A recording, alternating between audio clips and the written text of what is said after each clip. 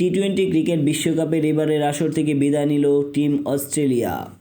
এবারের বিশ্বকাপে এটি সবচেয়ে বড় অঘটন কিংবা ক্রিকেটীয় উন্মাদনার বাড়তি জাগরণ বলা চলে। অস্ট্রেলিয়ার গ্রুপে ছিল শ্রীলঙ্কা, জিম্বাবুয়ে, আয়ারল্যান্ড এবং ওমান। শ্রীলঙ্কা দুর্দান্ত ম্যাচ খেলেছে, 3 ম্যাচ খেলে 3টিতে জয় নিয়ে পয়েন্ট টেবিলের শীর্ষে রয়েছে 6 পয়েন্ট অর্জন করে। অপরদিকে অস্ট্রেলিয়া যেখানে ওঠার কথা ছিল সেখানে জিম্বাবুয়ে উঠে গিয়েছে শ্রীলঙ্কার সাথে। জিম্বাবুয়ে 3টি ম্যাচ খেলে 2টিতেই জয়লাভ করেছেন, সেখানে একটি ম্যাচ ছিল অস্ট্রেলিয়ার বিপক্ষে। আরেকটি ম্যাচ অবশ্য পরিত্যক্ত হয়েছে আয়ারল্যান্ডের বিপক্ষে।